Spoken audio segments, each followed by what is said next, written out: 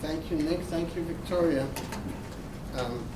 Your dedication and sacrifice, faith and persistence is really an inspiration and source of strength. Thank you, and thank you all for coming in. It's all a team. Ultimately, it better be a team, otherwise we're not going to get very far. I just want to give a little overview and give a little title to this little talk I want to give in three parts. Lights, camera, action. Action is the most important. Without action, we need action to change. That's the only way we're going to change anything. But we need the light to shed light on the issue, the problem. How do we take back our government? Where did we go wrong, as Nick was discussing earlier? And starting with the light, we start with the basic of how a country was founded. The founders recognized from thousands of years of history that power corrupts. And therefore, they felt it's crucial to leave the power with the people. And that's why we have the elections every 2 years for those who are going to represent us in Congress. And not only that, they went ahead and divided the federal government in 3 different parts, sharing power, but with checks and balances, one over the other. Well, the ingenuity of man and the seeking of power is so enormous that over the years and over the generations, each one of these 3 have taken more power for themselves. The courts, as you well know, the Supreme Court is now creating laws. That's obvious. The Congress has gone way beyond the limitations of the Constitution with regard to passage of laws, and it didn't start with health care. It goes back. Then you have the third is executive. Well, the executive is now appointing czars who create their own laws. They call it regulations, but besides that, the executive actually is able to pass laws without any Congress. It's called executive order. And it didn't start today with this president. It goes back many years. In fact, back in 1961, under John F. Kennedy, there was an executive order signed called Executive Order 10988. If you Google that, you'll find out that this is an executive order with the power of law that has basically changed the course of history and placed us in the situation we are today. If you look back and you say, okay, the power was given to the people. Now, do we actually, the majority of people, is that really who controls the power? Or is it the media? Is it the big corporations? The big banks? The banks that are too big to fail? Is it the president? Is it corruption? Is it the billions of dollars that's going for politics? Where did we go wrong? And when you look at this executive order and you examine what came of it, it created public employee unions. Public employee unions. I'm not talking about private company unions, because there's a balance of power. But public employee unions, if you just took 2 of them, the teachers' union, if you look up their website, they have 4.7 million members together. By the way, the U.S. Army, not U.S. Army, the U.S. Armed Forces, all together, all the branches together, have an army of less than 1.5 million. So this army, this political army, if you want to call it that, is more than 3 times larger than all the United States armed services together. Those that I know here in New Jersey are paying about $1,000 a year, over $1,000 a year, membership. Now, if you still remember from school, 4.7 million times 1,000 is $4.7 billion. But that's not enough. So you got the army of political people, you got $4.7 billion, and on top of that, they also get to educate, indoctrinate the children to their way of thinking. Is there a wonder that we're in the situation that we are today? I don't think so.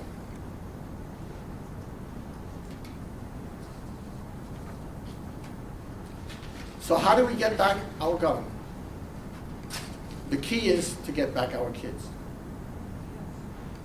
Until we don't get back control of education, we're stuck with what we have, and it'll only get worse. Because as we say, power corrupts, it just gets worse.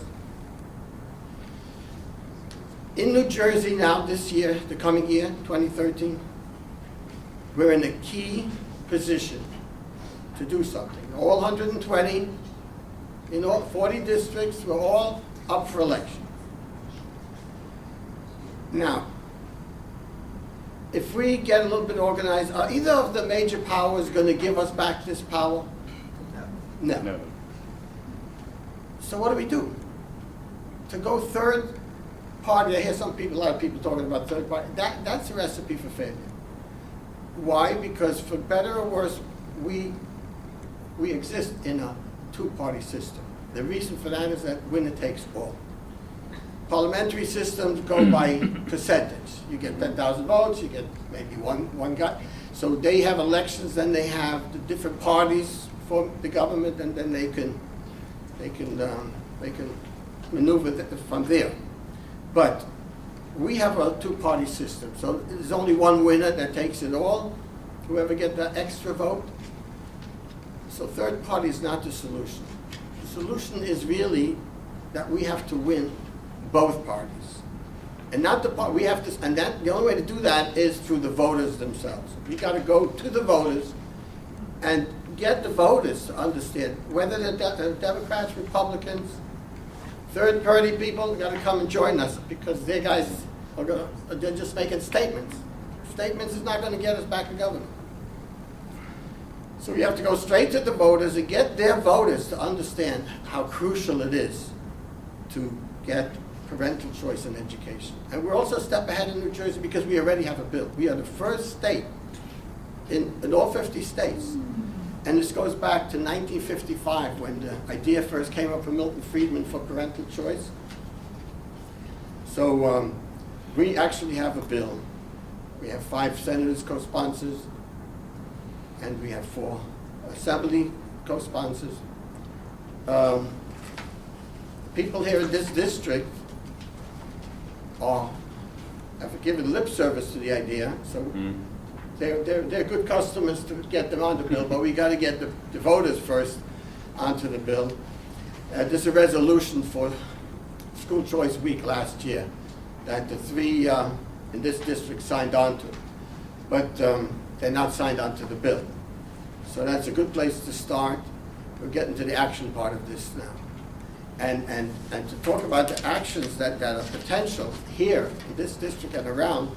So as you see, in District 21, which is here, so you have Tom Kane, outspoken school choice advocate, signed onto this resolution, but not in support of the bill yet. So, and then you also have Nancy Munoz. Who's the other one here? Anybody know? Bramnick. Also signed on to this resolution for School Choice Week. So it would be great to get a few people, get word around the district, these ideas, and then approach them and get them to support the bill. Now you have other neighbors around here, and I'm not sure where you come. If you're coming from those districts, it would be wonderful to actually get to work with this. East of here, you have District 20. Elizabeth, Hillside, Roselle. Anybody ever hear Raymond Lesniak, the big Democrat? Yeah. He's been fighting for the Opportunity Scholarship Program. He's held parties with E3, that's excellent education for everyone, leading school choice advocate, but only for a little pilot program. If we get active in the 20th district, get those Democrats, which is all they have. By the way, With regard to government, even the party that we are all fighting for, getting back control of government with their help. Think about this. Both the Democrats and the Republicans sit down together and they work out a system of gerrymandering. Mm-hmm. What is gerrymandering? Protecting. Everybody knows, but just to give you a real clear-cut example of what could happen, what really happens in gerrymandering, we could have two districts side by side. Each one has 50% Democrats, 50% Republicans. And this district has 50% Democrats, 50% Republicans. This one happens to narrowly elect 3 Republicans. This one happens to narrowly elect 3 Democrats. Now they're in office, they're very happy with their office and their power. So they get together, the two sides, and they say, you know, we have another election coming up, and it's really tough, 50-50, it's a tough battle. How about we redistrict? And we make your district 75-25. So it's 70-30, let's say, 70-30. One way for Republicans, 70-30. Mm-hmm. It's the same people, but you just draw the lines differently. Right. And those lines are so zigzagged all over that this is happening all over New Jersey. If you check the stats, you'll find most districts are about 70-30. How do you ever get that way? Not with straight lines. No. So the only way to take back our power is not going to come from even our own party that we've been supporting for decades. So it's got to come from the people. And it's got to come from the people from both major parties. And the way we can do it is to take this message to the people. You want government of the people, by the people, for the people. Go for this bill. Elect people.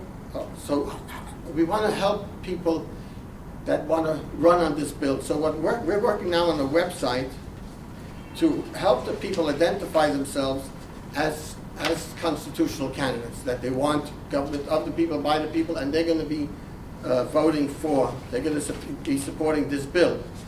So we're creating a website called Certified Constitutional Candidates, where they can certify themselves. You ever hear of certification of kosher food? That's where this idea actually came from. We had a meeting, somebody popped up and said, hey, why don't you give this certification? So, and we're not going to be certifying anyone. The candidates certify themselves, just like with Grover Norquist, with the pledge, no taxes. So people, whoever they are, any candidate could certify themselves, and then this is their certification. They could use it, they could put it on their literature, they could put it on their lawn signs, and it doesn't mean that you're Republican or Democrat. It means that you are for the Constitution. And if we could get this around, with a good website and pass on the word, and they get involved, and we'll help them, with advertising. Mm-hmm. We're working with a few PACs to push this idea across, and by word of mouth, I think that we can, with God's help, prevail. Thank you very much.